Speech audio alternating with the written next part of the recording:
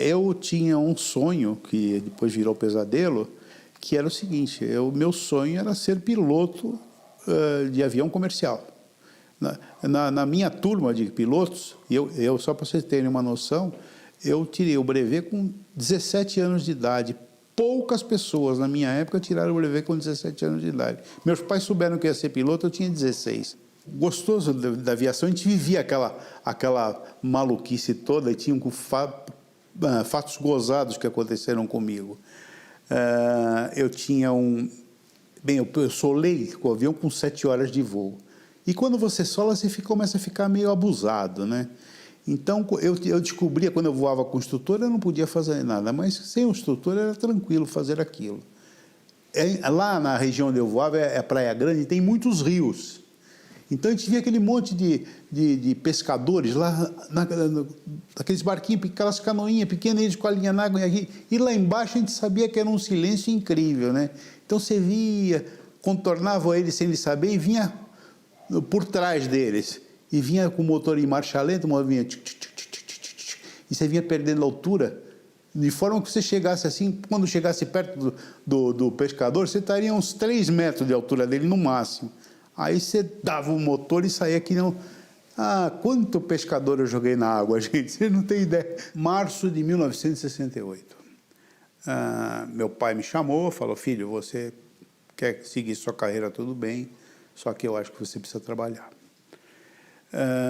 Lógico, prontamente atendi. Eu não tinha lugar no escritório dele em São Paulo, em Santos, e vim para São Paulo. Aí preciso de alguém em São Paulo que tome conta, que olhe, e lá vim eu para São Paulo.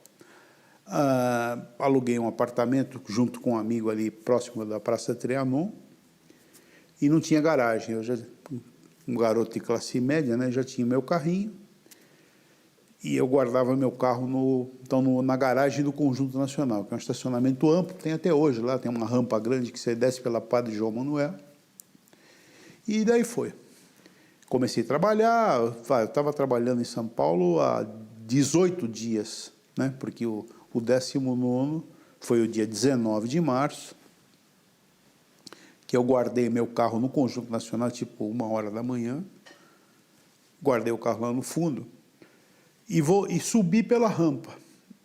Acontece que na Padre João Manuel e no Conjunto Nacional, em 1968, existia o consulado americano dentro do Conjunto Nacional.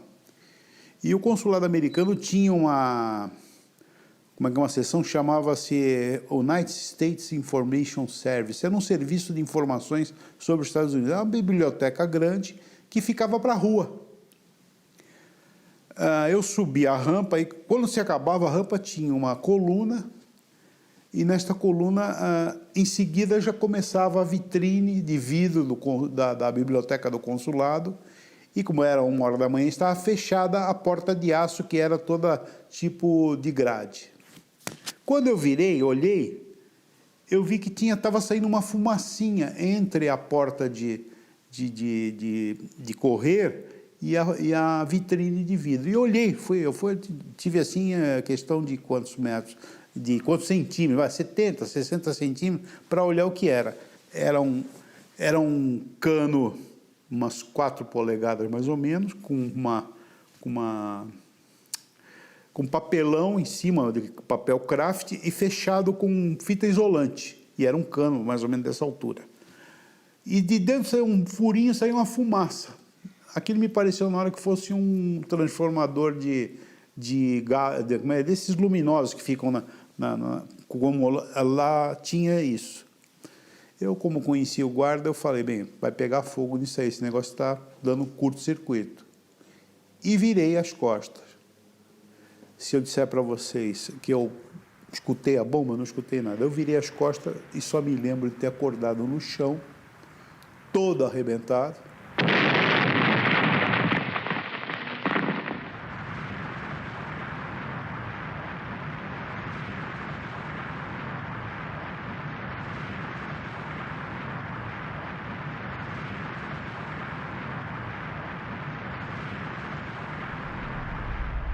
Bem, 64 é um momento de enorme tensão na vida política brasileira. Provavelmente nós tivemos dois grandes momentos de tensão. 30, a Aliança Liberal e depois a Revolução de 30 e os acontecimentos de 63 e 64, especialmente.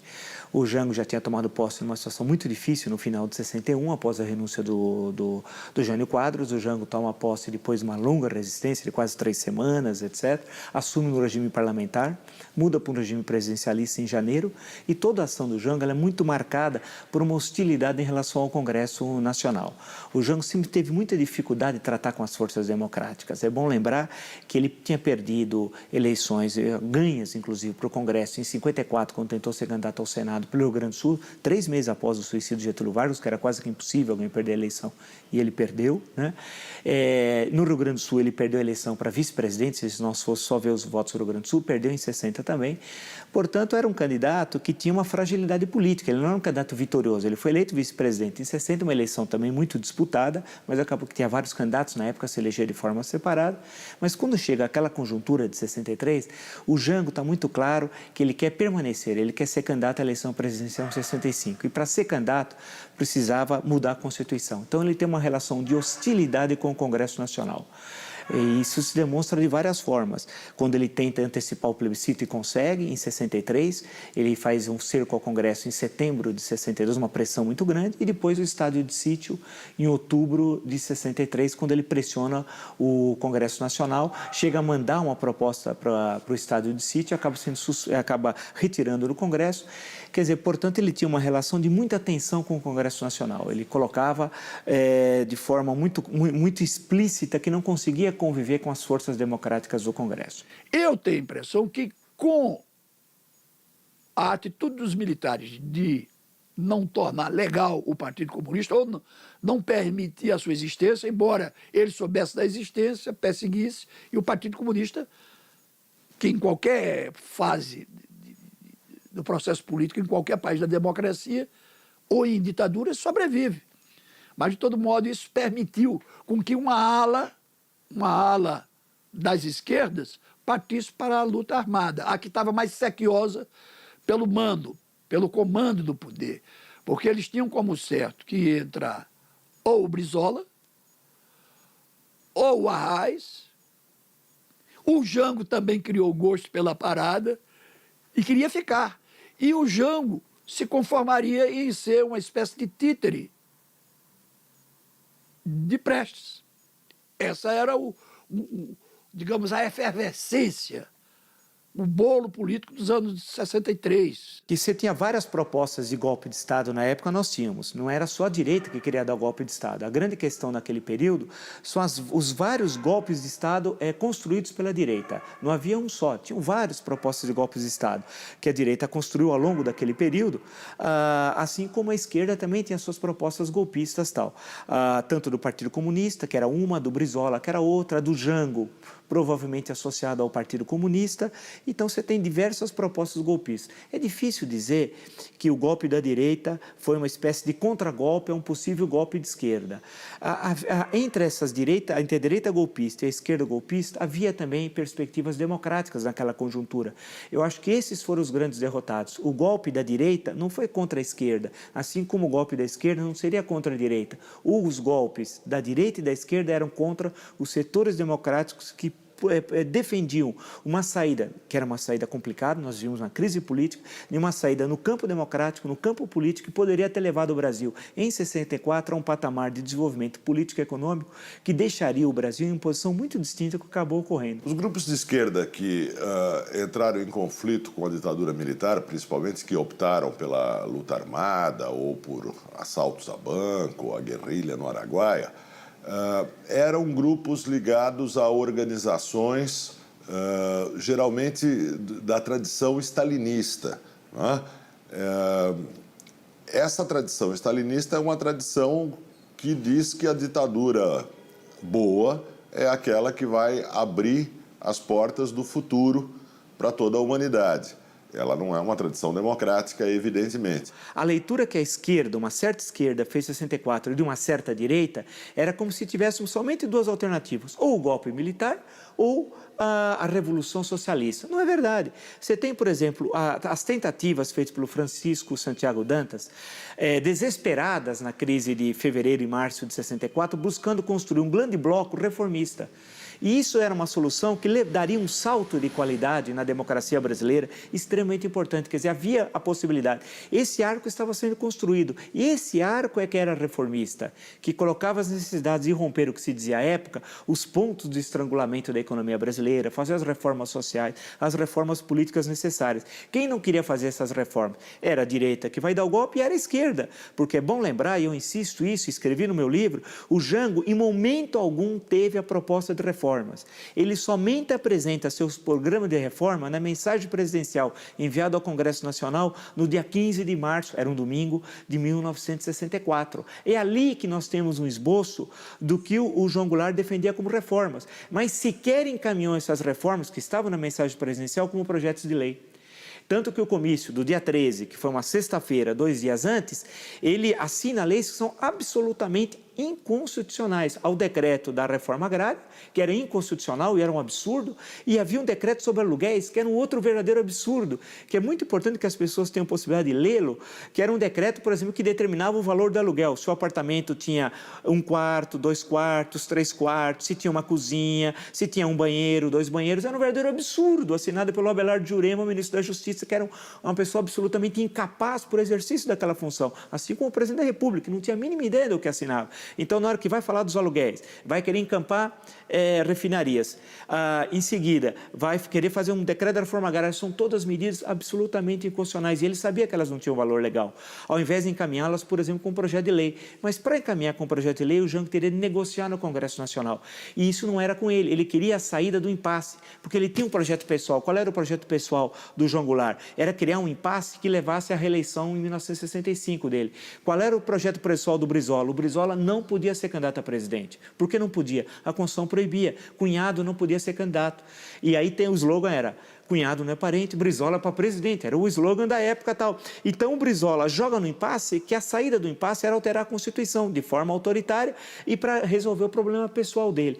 Agora, você tem, portanto, esses adversários do lado do centro-esquerda, você tem os adversários da direita, que sempre foram inimigas da democracia, desde a chegada do Pedro Álvares Cabral. Nunca conseguiram conviver com a democracia no Brasil. Agora, você tem um centro que tem relações com a direita e relações com a esquerda, que naquele momento estava construindo uma proposta que daria esse salto adiante.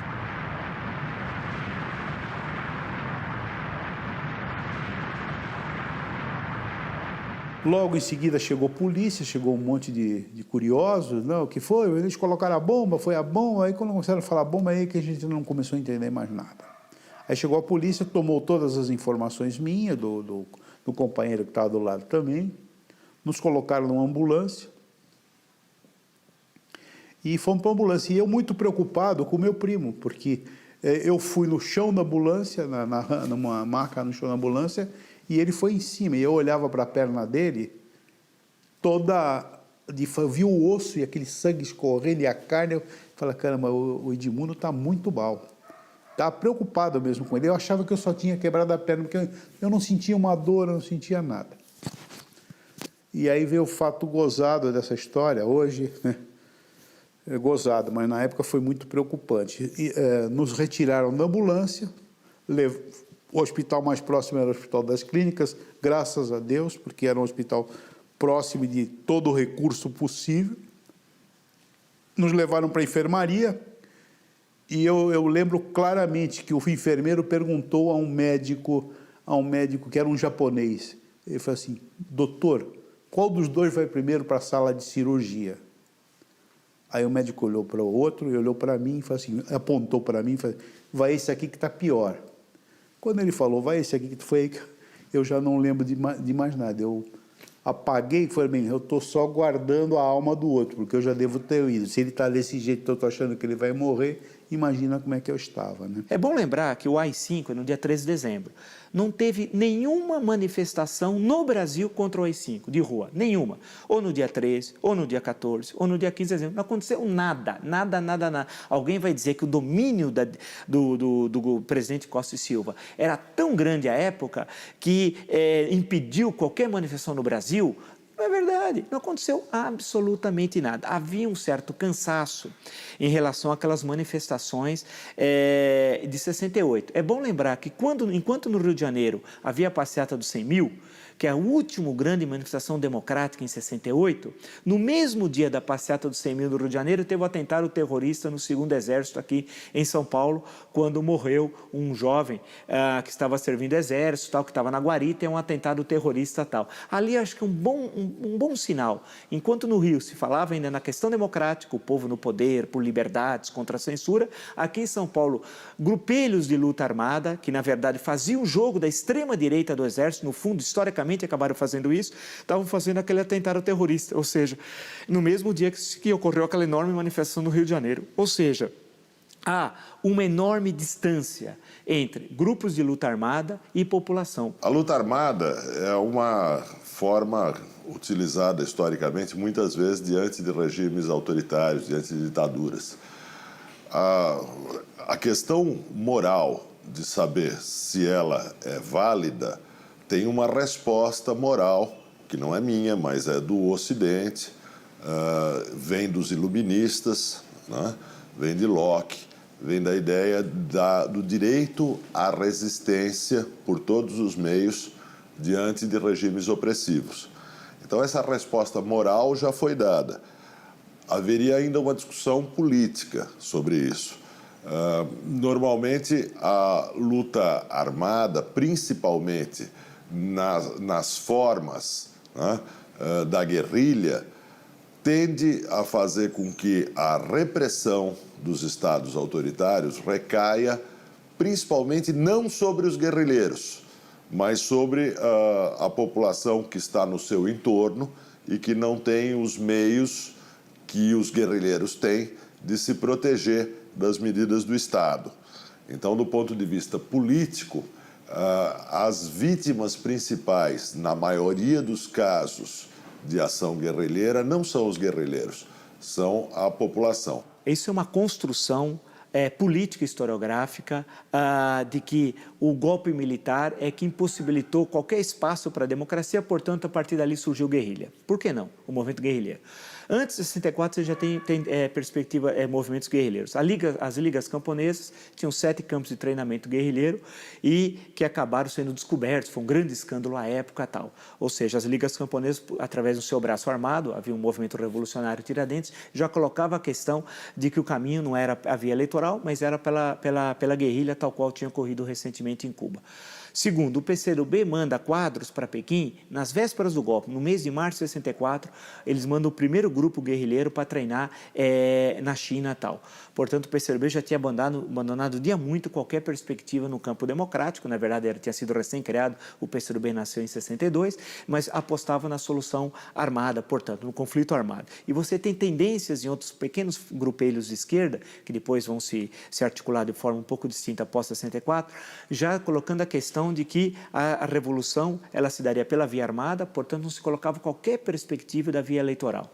Então, e entre 64 a 68, portanto, entre o golpe militar e o ato institucional número 5, você tem uma série de grupamentos de esquerda, e nós vivíamos ainda nesse período, não uma ditadura plena.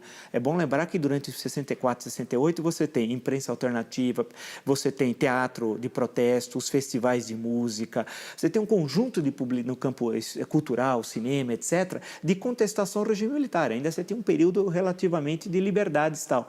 Mesmo assim, você tem grupamentos de esquerda que estão apostando e já fazendo atentados terroristas em pleno período 64 e 68. Portanto, não considero correto dizer que a luta armada nasceu após o dia 13 de dezembro de 68, ou seja, após o AI-5, como se não tivesse qualquer espaço para a luta política, portanto, só restavam as armas. Isso não é correto.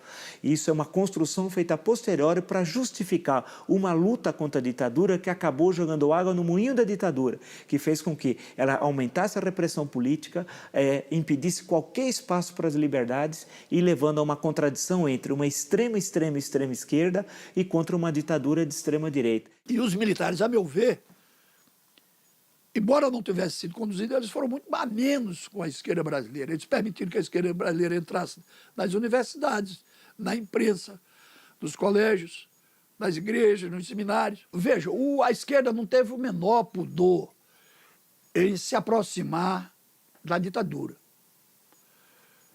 Primeiro, no ato da criação da Embrafilme, toda a cúpula do cinema novo era contra. Compreendeu? Barreto, Glauber Rocha, tal, viviam em desacordo e esculhambando a ideia, o projeto, a proposta da Embrafilme. Mas depois, com a visão, porque quem criou isso, curiosamente, o lado econômico, o mecanismo econômico de tudo isso, foi o Roberto Campos.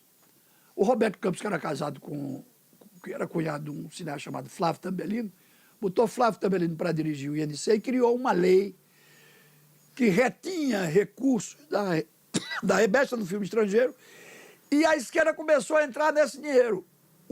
Aquele filme do Joaquim Pedro Macunaíma é feito em cima desse dinheiro. Esse filme é dos anos 70, mas ele é feito um pouco antes. Ele é engrenado um pouco antes em cima dessa lei. Então, quando a esquerda viu que esse negócio tinha dinheiro bom, barato e de graça, ela começou a aceitar a Embrafilme e, ao mesmo tempo, fazer pressão para melhor ser aquionada, ao ponto de tomar conta dela, a Embrafilme. Então, eles enganaram os militares e os militares deixaram-se enganar, porque como a ditadura brasileira, que é tida também como dita branda, tinha todo um comunismo internacional pressionando, denunciando, tornando ela um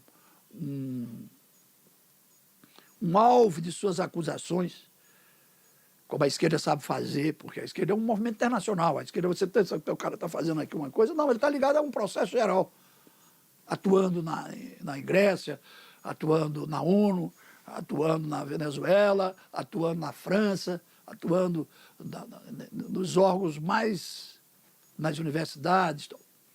Então, o que é que ocorre? Este pessoal da Revolução, o general Golbery, criou uma estratégia que ele chamava da panela de pressão.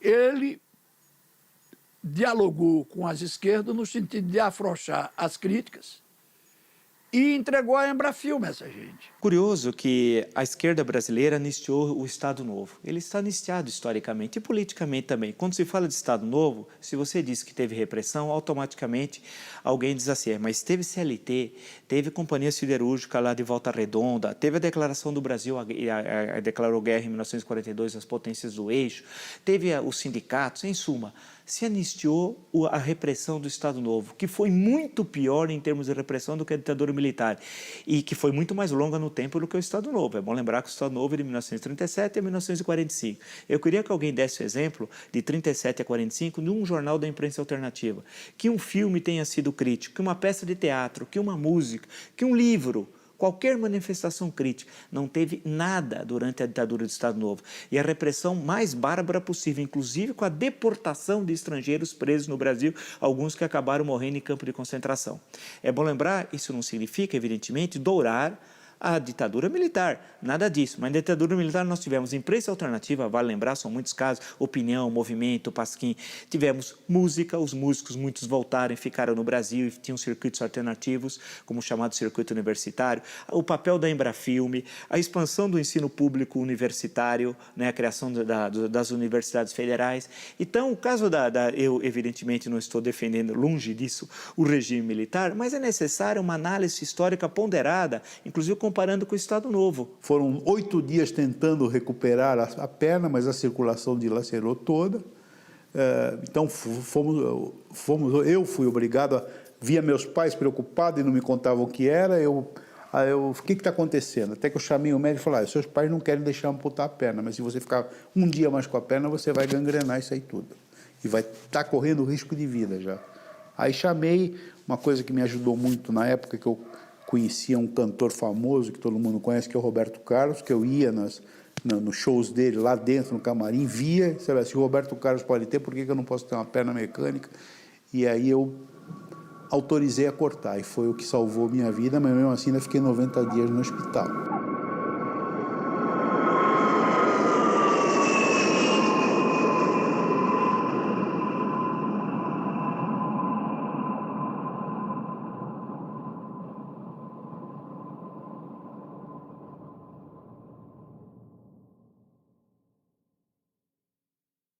Eu nunca vi ninguém ter qualquer gesto de simpatia em relação aos atos terroristas. O que havia simpatia eu não entendia muito bem, no começo ainda de 68 tal, eu estava lá com 12, 13 anos, lia até os jornais na época, lia o Jornal da Tarde e tal, eu identificava lá, claro, com as coisas de liberdade, e as pessoas falavam das passeatas estudantis lá em Santo André. Como Santo André faz parte da ABC, próximo a São Paulo, se falava naquilo, né? E as pessoas falavam, olha, está tendo manifestação, olha, está tendo isso, está tendo aquilo. Agora, eu não vi ninguém fazer qualquer mostra de simpatia em relação aos grupos terroristas. Quando eu uso a expressão grupo terrorista, é necessário esclarecer o seguinte.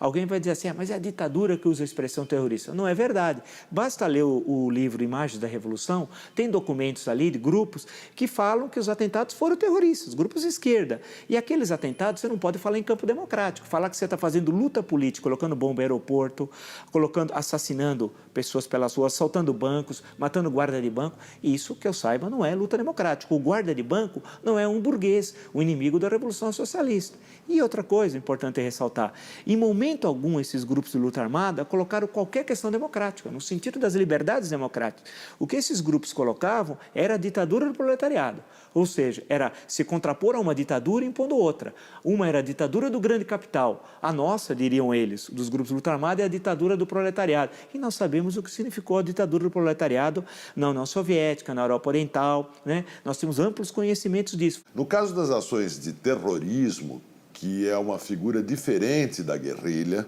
né? É mais pronunciada essa disparidade entre a posição do terrorista, normalmente uma posição bastante protegida da repressão, e a posição da população que ele diz representar, né? De cujos interesses ele diz representar. Então, acho que nós podemos e devemos fazer a crítica de todas as formas de luta que não envolvem a ideia de uma luta política generalizada, de uma luta política ligada à opinião pública, ligada à população que é vítima de um regime autoritário. Isso não quer dizer que não exista uma justificação moral para toda a resistência a regimes de força. Que o Brasil conseguiu se salvar disso.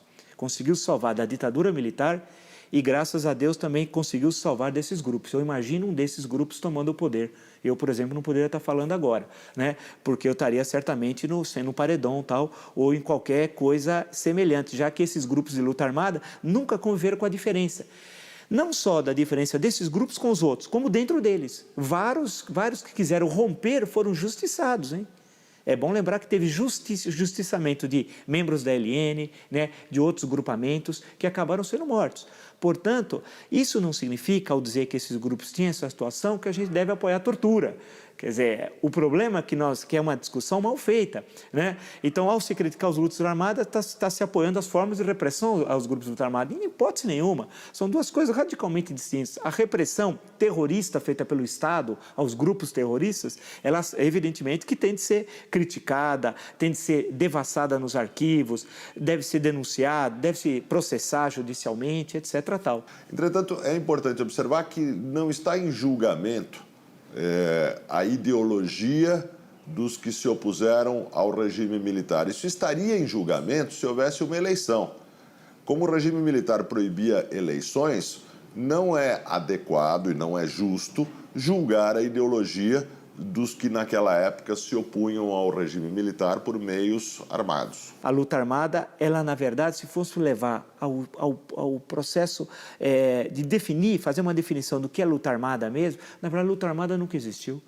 Porque se você pensar que luta armada é um confronto entre grupos guerrilheiros, uma espécie de exército do povo contra a ditadura, isso não ocorreu. A luta armada não passou de de sequestros, assassinatos, assaltos a banco, e no final dela o desespero era tão grande, o isolamento popular era tão grande que começa a se assaltar, inclusive, postos para roubar ficha telefônica. Quer dizer, para mostrar a dissociação entre os guerrilheiros que lutavam aparentemente pelo povo, para construir uma ordem supostamente democrática, apesar que a palavra democracia nunca era citada no sentido que nós desejávamos à época, mas esses grupos eles estavam extremamente distanciados e acabaram fortalecendo pela sua ação política a ditadura militar. A bomba explodiu no consulado. E ali foram feitas 2 vítimas. O primeiro e mais importante, os Estados Unidos da América, porque era uma entidade diplomática, então era os Estados Unidos que estava sendo atingido. Depois eu, como cidadão brasileiro, que também não tinha nada a ver com aquele ato insano que foi praticado. Eu acho que não é possível nós afirmarmos que o golpe se deu por causa dos Estados Unidos. Quer dizer, sem os Estados Unidos não teria golpe militar. Não é verdade.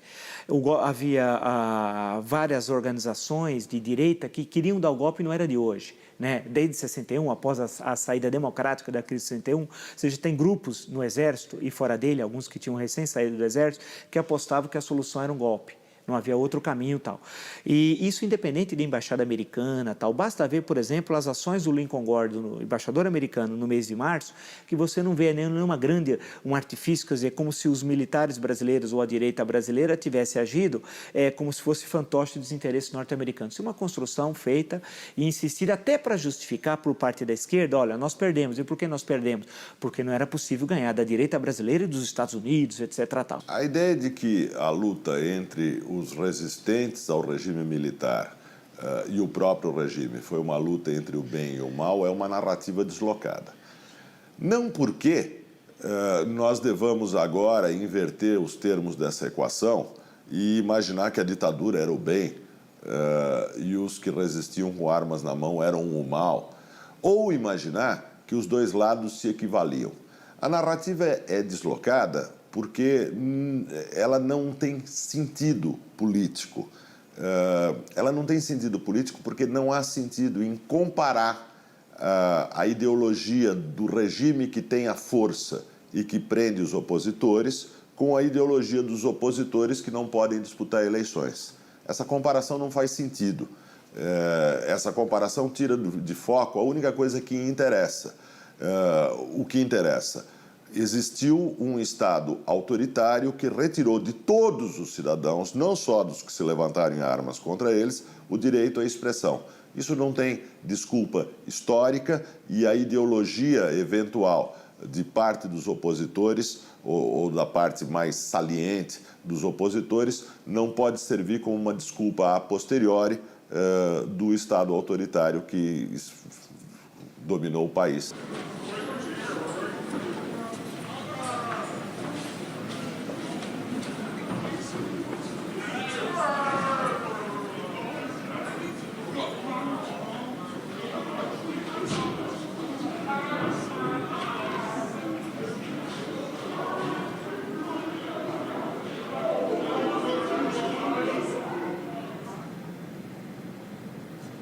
Eu estava com 11 anos de idade, era uma família de 4 filhos, o mais novo com 2 meses de idade faleceu, ficamos eu, Márcio, na época com 11 anos, o Laércio, meu irmão mais novo, 1 ano e 8 meses mais novo do que eu, e o meu irmão mais velho, o Carlos, com 5 anos de diferença de idade minha. E num belo domingo, sei que era um domingo, porque no dia anterior houve uma feira perto de casa, que sempre é de sábado. Estávamos eu, meu irmão Laércio, e meu pai e minha mãe em casa. E entraram 2 pessoas, 2 homens em casa, se apresentando para o meu pai, e começaram a revirar tudo na minha casa. Começaram a mexer nas coisas, mexer nas gavetas, começaram a verificar as camas, debaixo da cama, em cima do forro. E eu não sabia o que era. Aí um deles ficou fora, eu estava na janela, perguntei para ele se eles eram policiais. Ele falou para mim, sou, por quê? Não, porque vocês estão revirando tudo e eu acho que são. Estavam atrás do meu irmão, o Carlos. E o Carlos não estava em casa. E eles estavam dentro de casa procurando, foram para o fundo do quintal, revirar alguma coisa que tinha lá, alguns trecos que tinham. E nesse inteirinho, meu irmão ia chegando em casa. Aí eu fui falar com ele, correndo, que tinha policial atrás dele. E ele ia sair fora, né? Nesse inteirinho que ele ia sair fora, meu pai foi atrás dele e pegou ele. E puxou ele pelos braços, levando eles para os policiais. E ele falando para o meu pai, pai, não faz isso, pai, não faz isso, pai. Aí os policiais pegaram o meu irmão, colocaram dentro de um carro preto e saíram com ele. Aí começou o meu triste percurso na vida, quando eu tinha 11 anos. Já na segunda-feira, eu e minha mãe pegou eu, como era o filho do meio, mas o mais novo não tinha condições, pegou eu, e começamos a ir atrás do meu irmão Carlos. Primeiro fomos numa delegacia, lembro perfeitamente. Chegamos lá, não constava nada do meu irmão Carlos, não havia nada, nenhum registro de prisão do Carlos. E começamos a procurá-lo, eu e minha mãe, praticamente todos os dias. Íamos de manhã, ficávamos procurando nas delegacias, fomos no juizado de menores, não o encontramos, até que falavam para nós, ele deve estar na Operação Bandeirantes. Um belo dia, eu lembro que nós fomos para a Avenida Paulista, porque depois eu sei que era Paulista, porque depois eu fui trabalhar de office boy, comecei a conhecer a região, e lembro que fomos num quartel do Exército, chamavam de Operação Bandeirantes esse quartel, lá no Ibirapuera. E fomos atrás dele. Chegamos lá, minha mãe se apresentou e mandaram a gente entrar. Ficamos mais ou menos umas 2, 3 horas lá, deram um chá de cadeira na gente, para dizer depois que ele não estava. Quando a gente estava saindo de lá, como que eu poderia dizer? Os guardas que ficam no portão, escutei um deles falar, põe bandido numa fila, depois fica correndo atrás, procurando. Bandido tem que morrer. Isso me afetou muito, me machucou muito, porque eu fiquei triste com essa situação, de ouvir aquilo. Mas tudo bem, a gente ficava o dia todo atrás do meu irmão, só tínhamos dinheiro para a condução do ônibus, não comíamos. A minha escola, eu entrava 2, 3 horas da tarde, perdia a escola, porque a gente chegava 4, 5 horas da tarde em casa. Um belo dia também fomos no DOPS, falaram, ele pode estar no DOPS. Chegamos no DOPS, fomos mal atendidos, faziam um pouco caso da gente, não ligavam para minha mãe, não ligavam para mim. Senta aí, vamos, a gente vai ver se ele está aqui, não.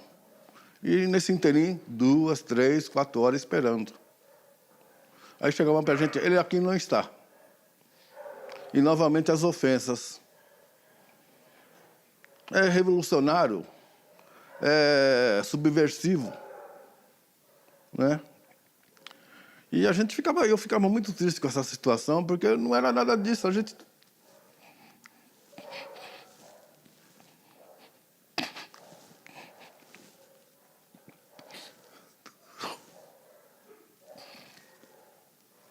Não era bandido. Ai. Eu estava atrás do meu irmão, com a minha mãe. Eu praticamente nem sabia de nada, nem conhecia, não entendia nada. Simplesmente fazia companhia para ela, mas ficava chateado, ficava muito pé da vida com aquela situação, de ouvir aquelas blasfêmias contra a minha mãe. Parecíamos que nós éramos criminosos, éramos bandidos. No dia que meu irmão foi preso, ele andava muito com um rapaz chamado Jean Carlos. Eu acredito que era o melhor amigo dele que eu conhecia antes. Esse Jean Carlos foi em casa, logo após o meu irmão ser preso. E foram lá para o fundo de casa conversando com meu pai, né? E eu, muito na minha inocência, cheguei para esse rapaz e falei para ele: ô João, você ainda não foi preso? Para que eu falei isso?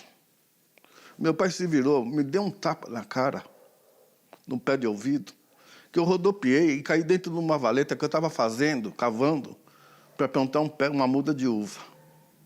Isso também me marcou muito. Eu pensei, pô, mas por que eu tomei esse tapa? Aí aconteceu tudo isso. Ficamos atrás do meu irmão, procurando, não achávamos. A coisa foi amenizando, fomos esperando ver o que acontecia. Aí, num belo sábado, eu sei que era sábado, porque, novamente, aliás, ele ficou umas 4, 5 semanas desaparecido. Porque as 2 primeiras semanas, eu e minha mãe ficamos atrás dele. Depois relaxamos, porque não tinha mais onde procurar. Aí, umas 5 semanas depois, ele apareceu num sábado. Era sábado porque tinha feira na rua do lado. E eu estava saindo para ir para a escola, que eu estudava à tarde, né? Vespertino. O meu irmão aparece dentro de casa, na porta do quintal em casa, da entrada. Todo sujo, descalço, cheio de hematomas, barbudo, cabeludo. E eu falei, pô, você voltou, cara? Contente, alegre, né? Meu pai também. Meu pai estava perto, eu estava indo para a escola. Até falei para meu pai, pai, me dá 50 centavos para eu comprar um lanche na escola. Ele não ia dar, aí meu irmão pegou e falou, dá para ele. Aí pegou e me deu. Eu todo contente, uma porque eu tinha ganhado 50 centavos para comprar o lanche, e outra porque meu irmão tinha voltado.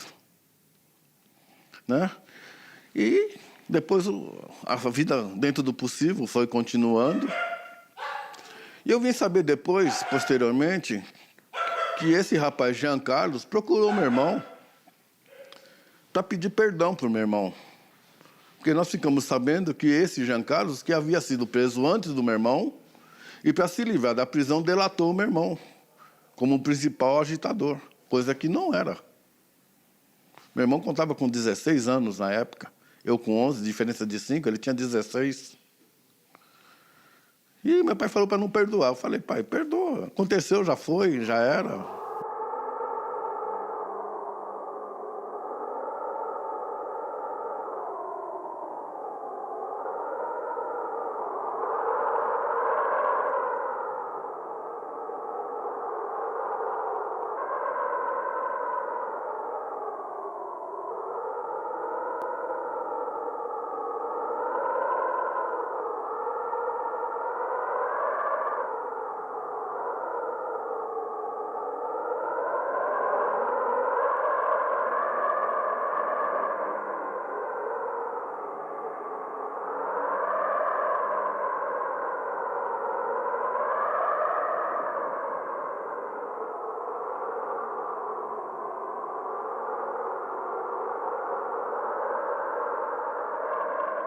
E assim eu vivi praticamente até 92, quando a primeira vez que me veio a revolta, que um dos componentes que colocou a bomba, que é um artista plástico famoso, brasileiro famoso, chama-se Sérgio Pereira Ferro, numa exposição que ele fez dos quadros dele aqui em São Paulo, ele reconheceu, fez uma matéria inteira, de página inteira na Folha, onde ele reconhecia que ele, pela primeira vez publicamente, que teria sido ele o autor do atentado.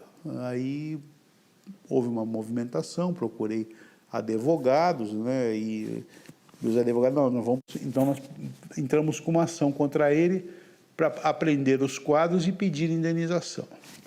A coisa demorou, nós tivemos em foi em 92, aí não deu tempo de fazer o processo. Esperamos, no ano seguinte ele veio de novo, porque ele mora na França, esse senhor. Em 93 ele veio novamente, aí nós já estávamos com a ação quase pronta, foi quase que imediato. Fomos lá e penhoramos todas as obras dele numa galeria que tinha ali na Avenida Estados Unidos. E começou um processo que foi até 95, e por uma série de razões, no fim o juiz, o tribunal achou que estava prescrito o prazo para entrar com ação e não deu nada. Essa foi a primeira movimentação que eu tive contrária a querer lutar. Então, o início da minha luta por justiça, que já dura, você precisa até fazer conta, mas quase 20 anos, começou aí. Em 95, eu, vendo uma medida que já era o então presidente Fernando Henrique, resolveu fazer alguma lei, uma medida, não exatamente uma medida provisória, para começar a beneficiar aqueles que foram perseguidos pela ditadura ou que sofreram e tudo mais. E dali começou, então, a vir o meu espírito. Bem, se eles que assumiram o risco de fazer as coisas têm o direito, eu acho que eu, como vítima, como cidadão, e não são muitos, eu conheço 2 casos só de inocentes que foram atingidos. Um fui eu, e o outro não está mais aqui, que morreu, que foi aquele menino, o Mário Cosel, que era um sentinela de um quartel, era um soldado que tinha sido alistado para cumprir um dever de cidadão e morreu. Tanto é que depois também deram uma pensão alimentícia para os pais deles, como deram para mim. E aí é uma questão difícil, mas tem de ser enfrentada, é quando você tem pessoas envolvidas em atentados terroristas que levaram à morte de pessoas. Quer dizer, se você leva um torturador do doicode ao banco dos réus, e é justo levá-lo, cabe perguntar o que fazer com alguém que fez um atentado e assassinou um jovem oficial, um jovem soldado, um vigia de banco. Como resolver essa questão? Se o Estado reconhecer o direito de um, ele tem que reconhecer igualmente o direito de outro. Veja, uma coisa é a lei da anistia, outra coisa é a reparação, né? Eu lutei muito pela anistia, com o senador Teotônio Vilela, essa coisa toda e tudo mais. Outra coisa foi a reparação. Por quê? Porque realmente muita gente sofreu. Foi injustiçada, foi perseguida, foi torturada, perdeu o emprego. Então, eu acho que a lei é justa. Pessoas que sofreram problemas em razão de uma mesma circunstância têm que ser reparadas igualmente. Eu não posso lhe dizer no caso a caso. Às vezes a gente vê reclamações de que talvez a pessoa não merecesse tanto, pode haver alguma discricionalidade na atribuição de recursos, etc, etc. Então, eu não posso julgar caso a caso. Em tese, eu acho que a reparação se justifica. Olha, veja o seguinte, primeiro nós temos um número hoje de perseguidos pela ditadura militar que, se fosse esse número real, a ditadura não teria durado 2 décadas. Segundo, aqueles que foram atingidos pelos atos 64 foram muitos soldados, marinheiros, tanto das 3 armas, da Marinha, da Aeronáutica, do Exército, e que tiveram sua vida destruída, e foram cerca de 2.000 e pouco naquele momento, esses acabaram não tendo qualquer reparação, né?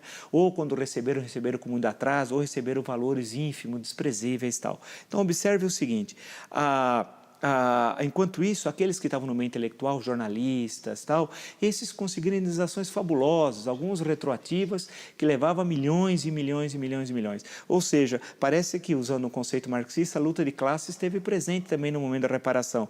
O andar de baixo, os oprimidos, receberam indenizações miseráveis, quando receberam. E o andar de cima, os dominadores, acabaram recebendo indenizações fabulosas. Então, acho que isso acabou maculando a ideia original da reparação.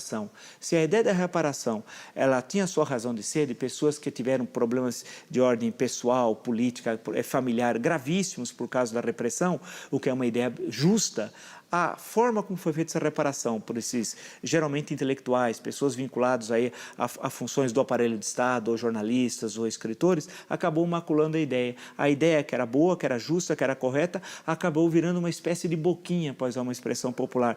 Todo mundo querendo um naco, aproveitando para explorar o tesouro público tal. Dentro da velha tradição brasileira das elites, todo mundo quer ter seu espaço para saquear o Estado. Aqui a coisa pública virou sempre coisa privada, e por incrível que pareça, acabou afetando até uma coisa absolutamente justa, como é a questão da reparação. A lei de anistia foi um elemento crucial da transição transada que aconteceu no Brasil entre a ditadura militar e a democracia.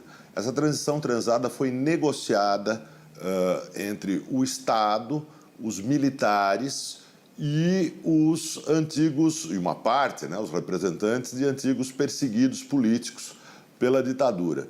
E essa negociação propiciou uma venda imoral, o que os anistiados, né, ou pelo menos grande parte dos anistiados, estão fazendo é vender um direito que não é deles, um direito da nação, de conhecer as atrocidades cometidas pela ditadura, de conhecer os arquivos da ditadura militar.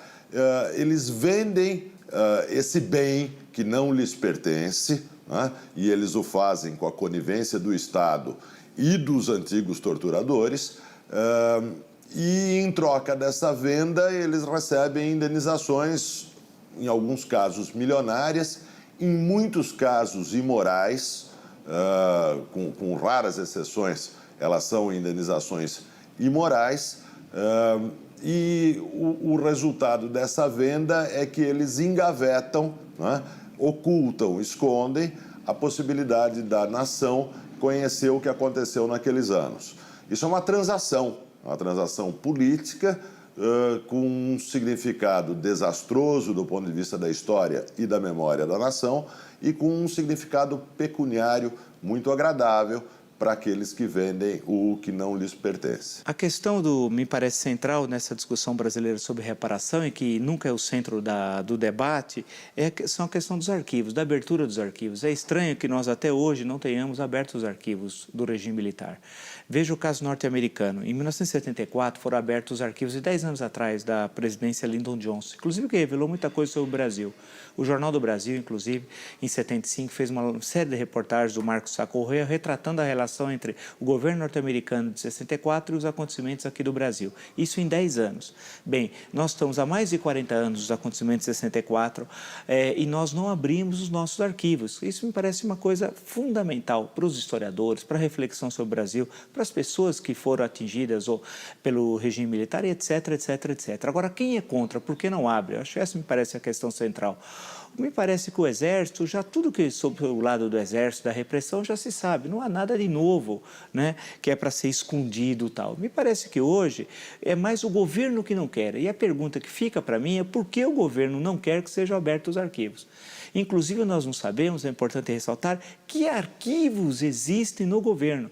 Porque ora se diz que tem, ora que foi queimado, ora que não, que viraram arquivos pessoais, ora que esses documentos nunca existiram. Então, nós sequer sabemos que arquivos existem. Então, o primeiro passo é saber quais são os arquivos. Segundo, divulgá-los, né? Eu acho que essa me parece uma questão central. É também uma reparação, aí uma reparação no campo histórico. Ele falou que ele foi torturado, né?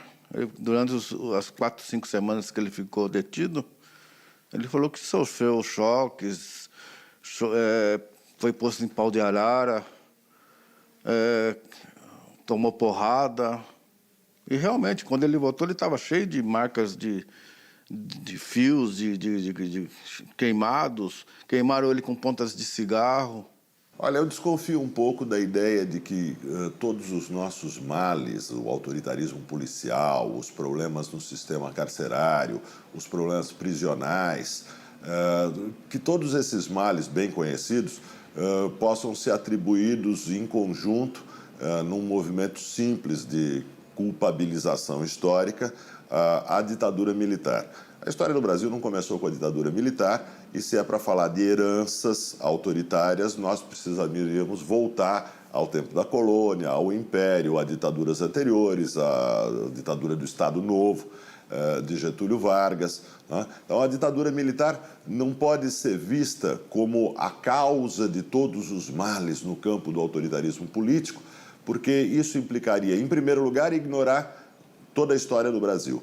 E, em segundo lugar, muito convenientemente, isentar de responsabilidade a elite política que está no poder já há 2 décadas após o fim do regime militar.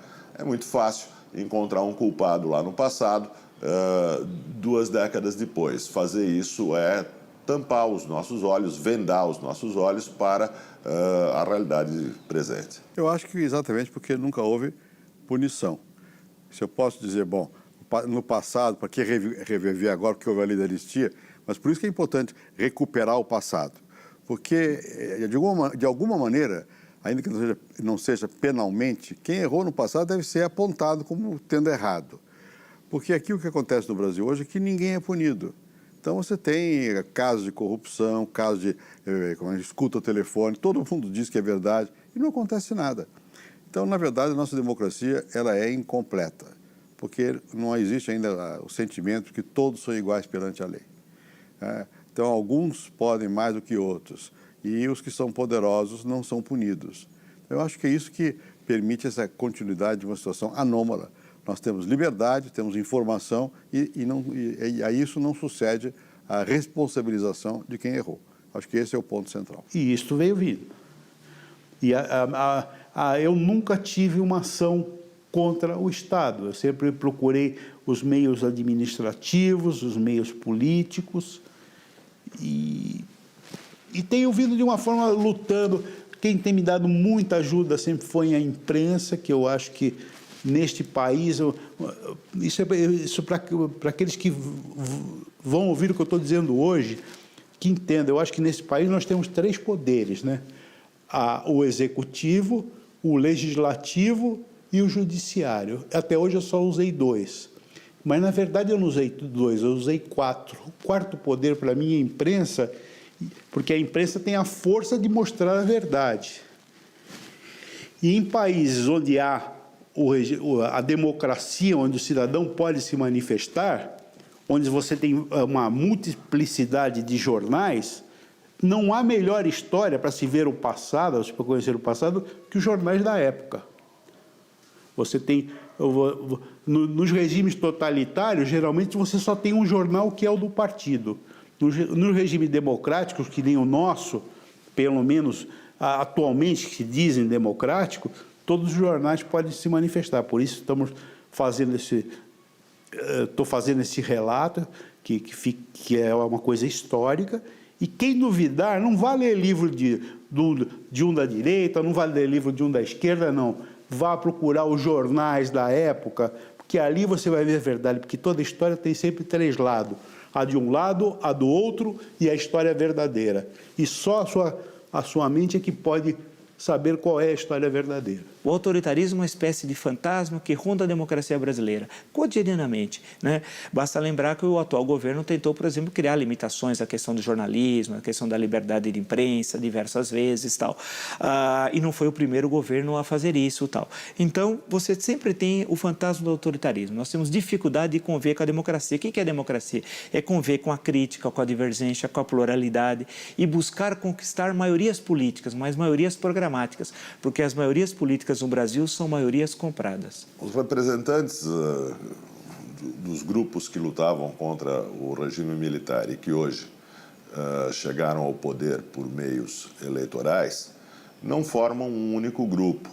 Eles participam de grupos diferentes e alguns deles transitaram para uma posição democrática muito clara, né? Ou seja, entre tantos exemplos, vamos pegar o exemplo de Fernando Gabeira, né, que revela isso. Por outro lado, muitos outros mantêm, com algumas oscilações e algumas diferenças, as suas velhas posições stalinistas.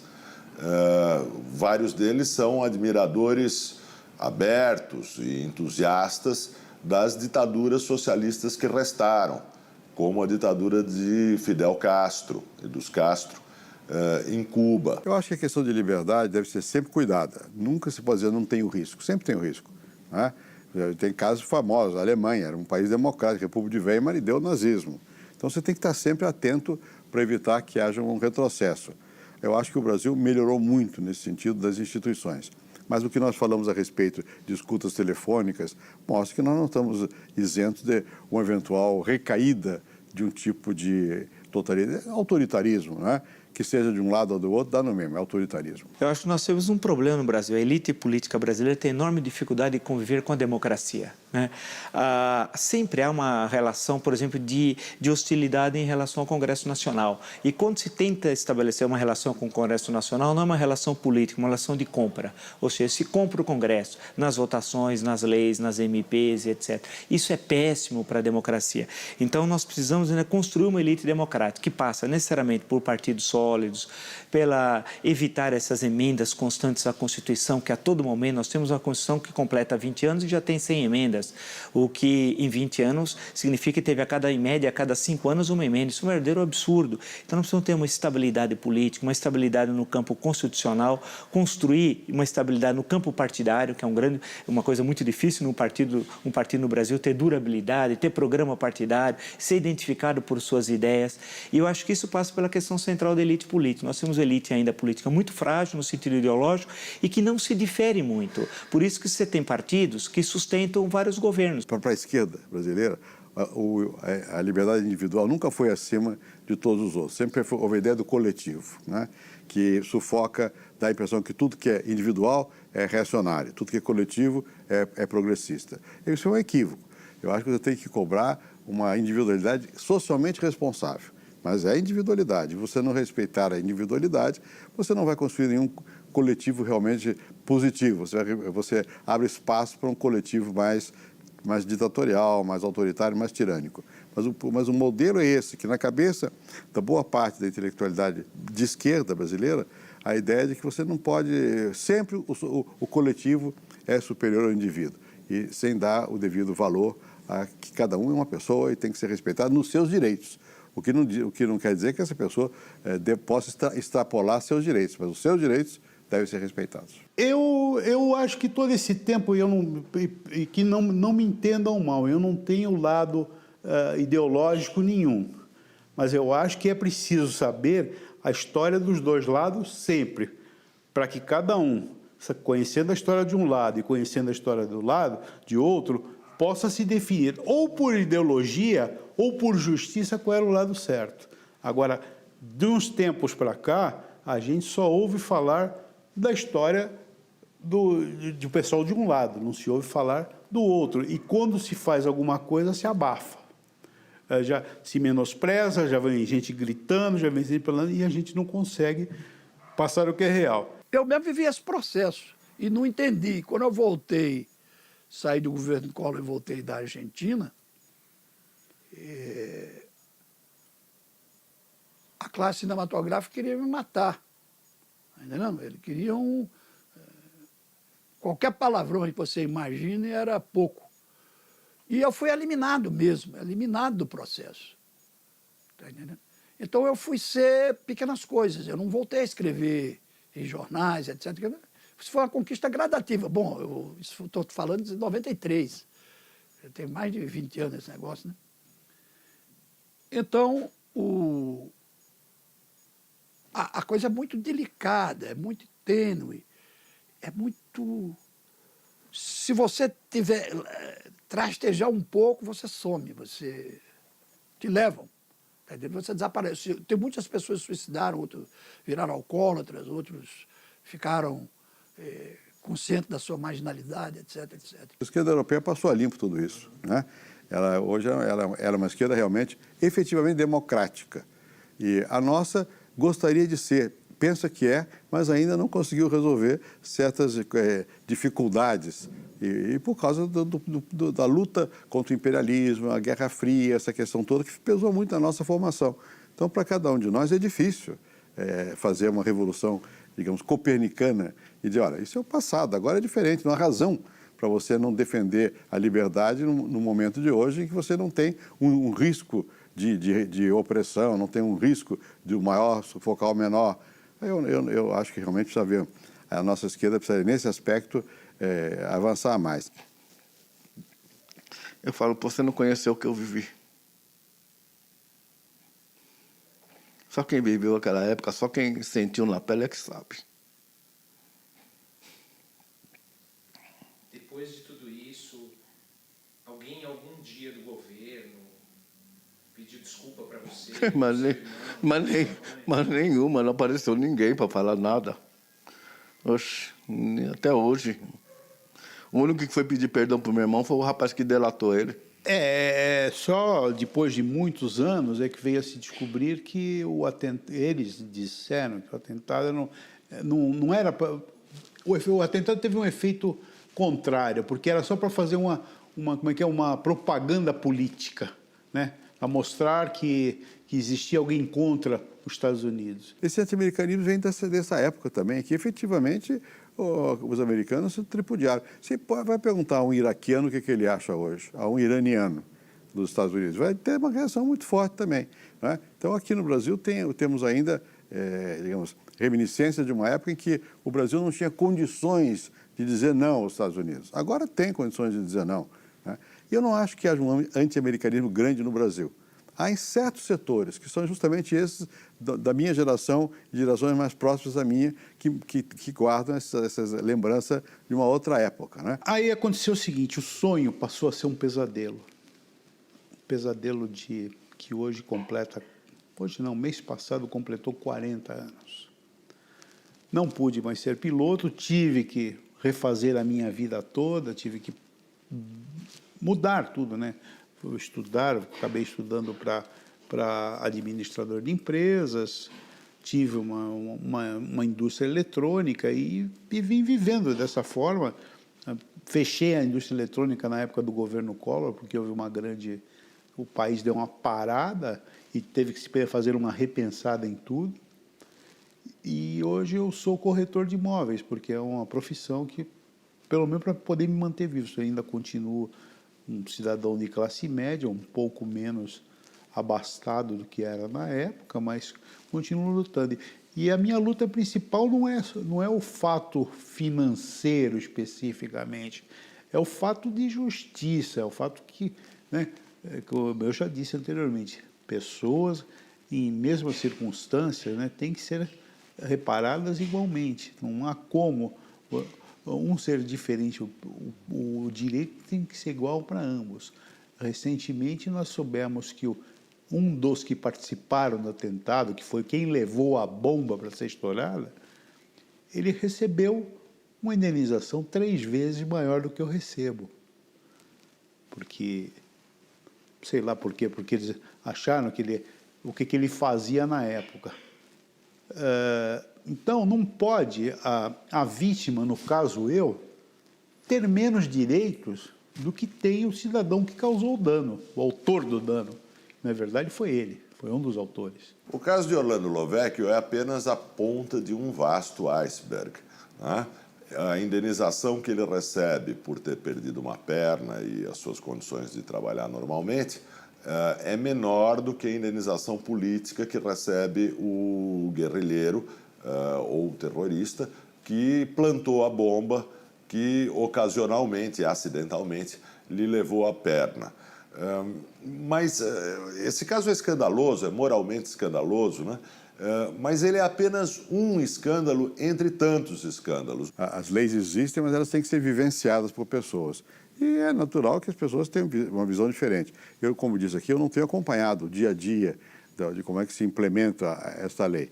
Mas me dá a impressão que houve uma amplitude muito grande, né, de concessões, enfim, os critérios ficaram mais frouxos, né, em função possivelmente, de uma simpatia ideológica, né, e é possível que, por consequência, que haja, às vezes eu vejo casos nos jornais de pessoas que recebem reparações altíssimas, né, e que não creio que justificasse, porque o que eles fizeram, né, o que eles sofreram, não foi tanto assim, né?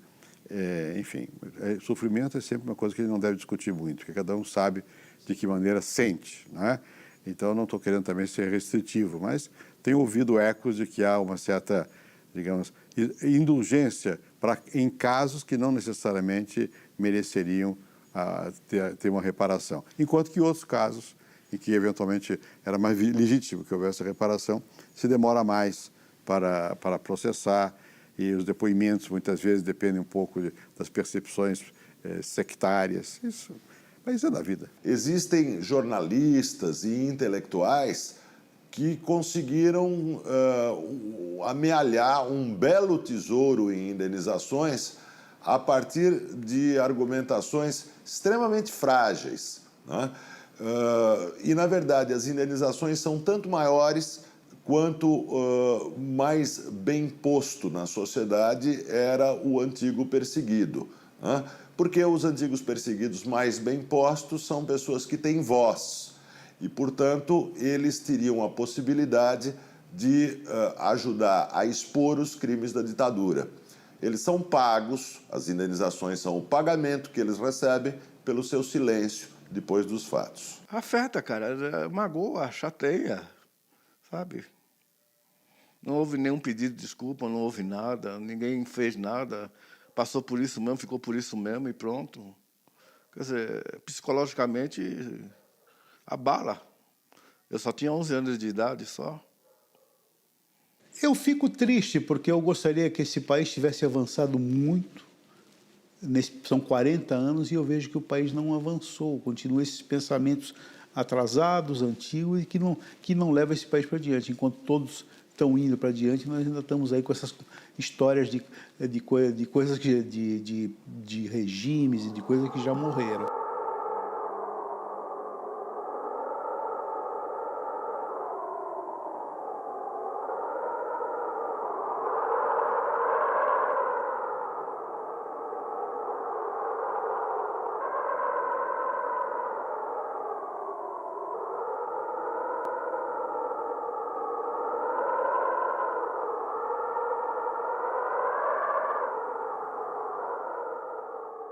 A Revolução Cubana tem uma influência extremamente nefasta sobre o Brasil naquele período, apostando numa solução de força ao invés de um caminho democrático, um caminho pelos votos, pela democracia, pela construção de alternativas no processo democrático que parta sempre da pluralidade e tal. A ditadura de Fidel Castro, ele conduziu gradativamente Cuba à miséria econômica e social, e, sobretudo, a mais completa ausência de liberdade, até a liberdade de pensar, que é uma coisa que existe, que ninguém pode exterminar, ninguém pode apagar no ser humano.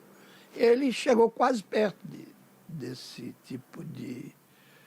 E com os métodos de lavagem cerebral adotados nas escolas, nas universidades, nos meios de comunicação, na imprensa, ele basicamente fechou Cuba. E existe, evidentemente, na América Latina um conjunto de partidos, lideranças, grupos intelectuais de esquerda plenamente democráticos. O que sim é singular na América Latina, e aí Cuba tem um papel importante, né? O mito de Cuba tem um papel importante, é a persistência dessa parte do mundo, de uma significativa parte da esquerda que ainda não aprendeu que Stalin era Stalin. Na verdade, aí tem vários elementos. Primeiro é que essa intelectualidade brasileira viveu a Guerra Fria. E na Guerra Fria parecia que um lado era bom, outro lado era mau, né? Era uma coisa assim muito dicotômica. E, por outro lado, Cuba teve um símbolo, que era o símbolo de resistência ao poderoso, que é os Estados Unidos. Então, sempre isso abriu um espaço de simpatia para o pequeno que conseguiu manter-se apesar da pressão do grande. Então, isso criou um ambiente de simpatia com relação a Cuba, mesmo aos abusos praticados em Cuba. Eu não concordo, quer dizer, eu acho que não há nada que justifique, 30 anos depois da Revolução de Cuba, você ainda manter certas práticas que são opressivas. E eu não concordo.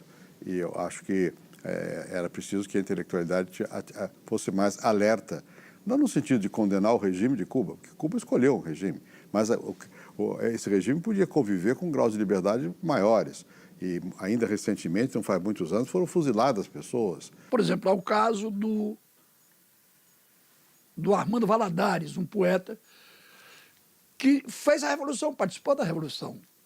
Posteriormente, esse poeta, quando viu os rumos que a Revolução estava tomando, ele se tornou um dissidente político. Ele foi preso. Primeiro foi para uma prisão muito famosa lá em Cuba, chamada Boniato. Essa prisão onde até apareceu um filme aí que retrata isso, onde o Che Guevara elimina, ele mesmo, mão na arma, mata as pessoas pelo prazer de matar. O Che tinha essa componente sádica, né? E esse homem preso, esse poeta Armando Valladares, ele passou 21 anos na prisão, dos quais 3 numa cela gaveta. Dessa cela gaveta ele saiu aleijado, ele passou a andar em cadeira de roda.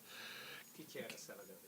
A cela gaveta era um espaço muito reduzido, onde você entrava horizontalmente lá e ficava lá. Você tirava ali para uma outra, mas fazia as necessidades ali e tal.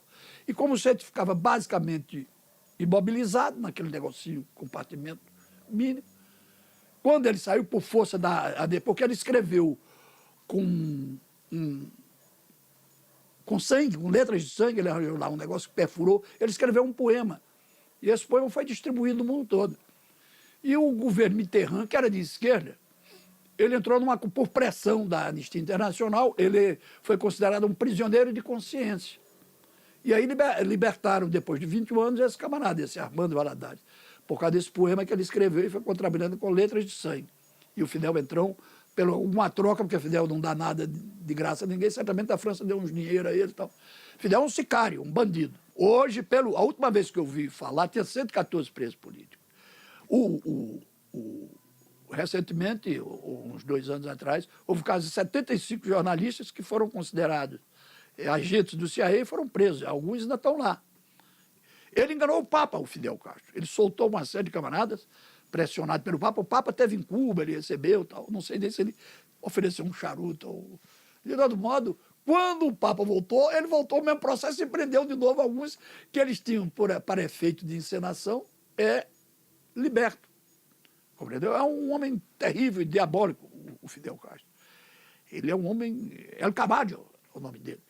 O caso que eu não citei aqui, vou citar, que é o caso do também outro poeta, Herbert Padilha.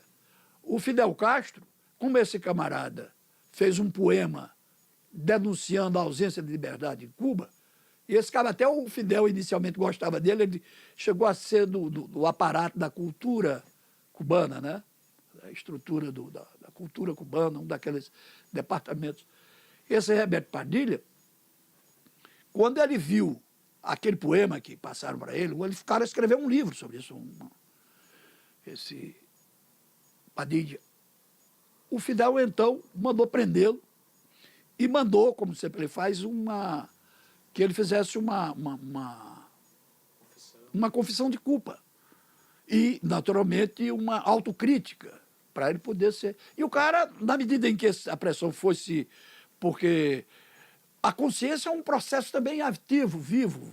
Você se torna consciente na medida em que você começa a ser cercado pela realidade e ela cobra de você. Porque a tendência do ser humano é relaxar o negócio, é viver.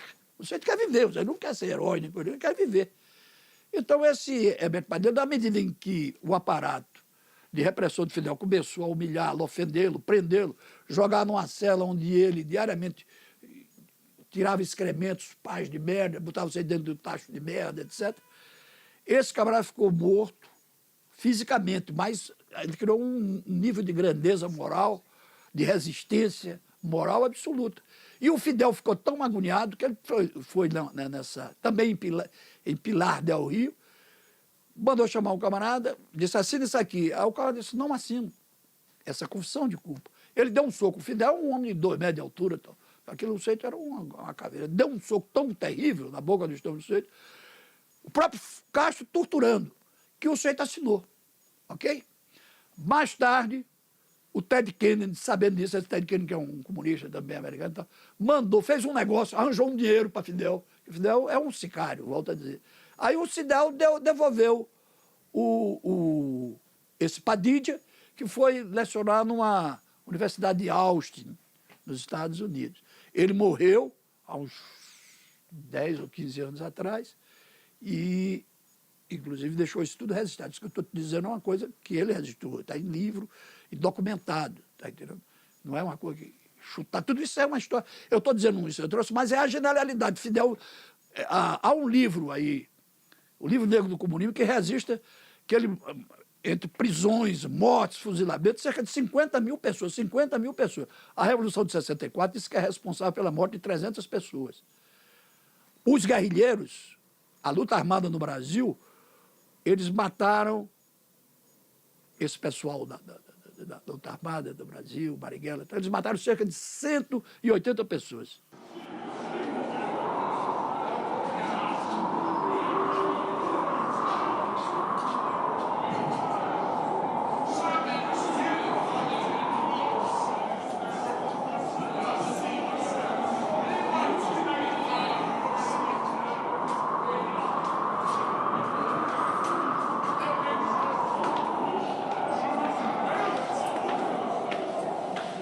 Olha, inegavelmente, não é possível a gente jogar no mesmo saco a ditadura militar brasileira, uruguaia, argentina, chilena e outras que naquela conjuntura ocorreram aqui na América do Sul, né? É bom lembrar que no caso argentino você tem quase que, é difícil estimar, uns falam em 10 mil, 15 mil mortos pela ditadura da Argentina. No caso do Brasil, não sei, é possível estimar em 200, 250, né? Isso não significa cair na badalada do mal, falar que aqui só foram 250, lá foram 10 mil, tal. Não é por aí, mas é para mostrar que a ação repressiva do Estado ela foi infinitamente menor aqui no Brasil do que, por exemplo, na Argentina.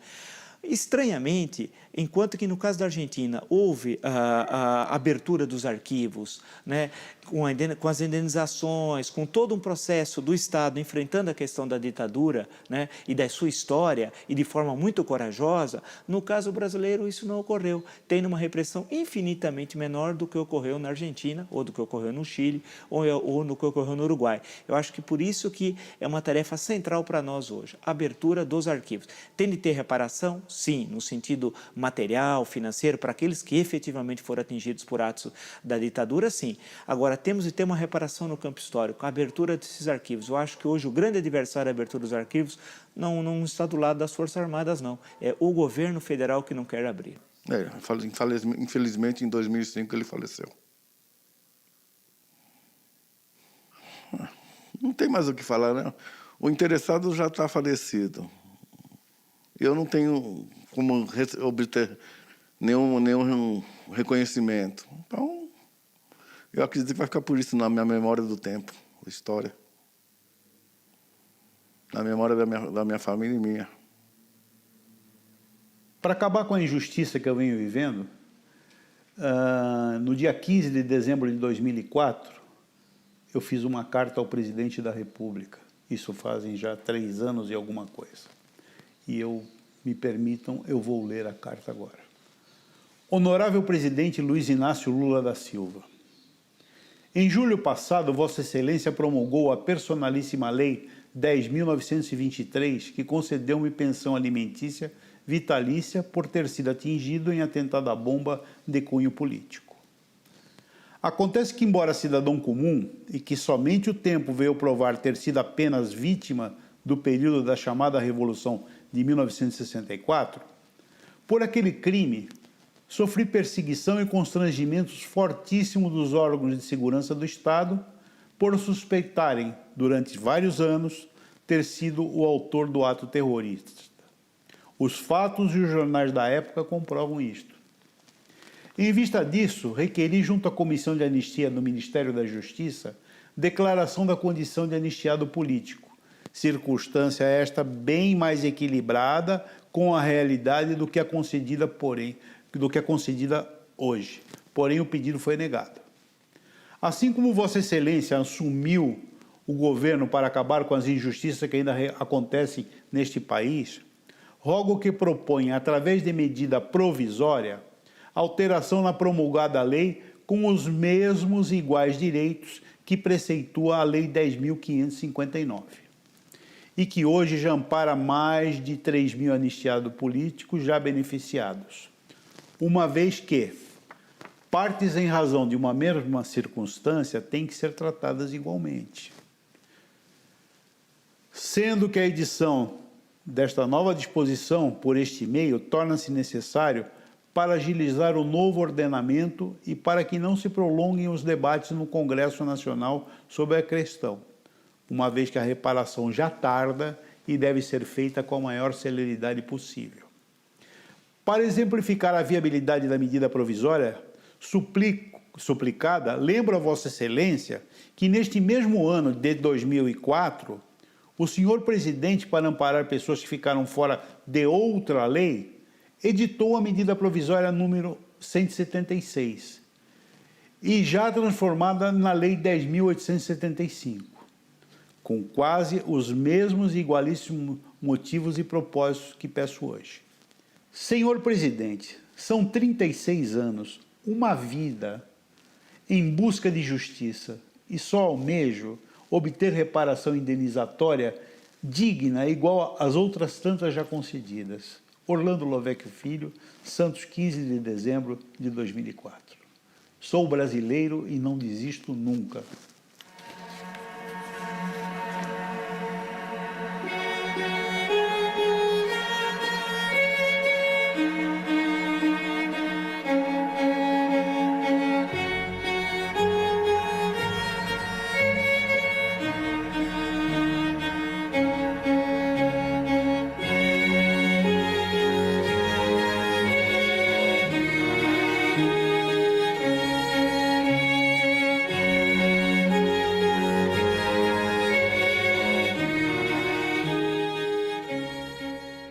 aquele tal negócio. Pegaram a gente, colocaram, jogaram no vento e deixaram espalhar a coisa. Sabe? Você caiu de paraquedas e entrou de paraquedas, não sabia onde que era o pouso.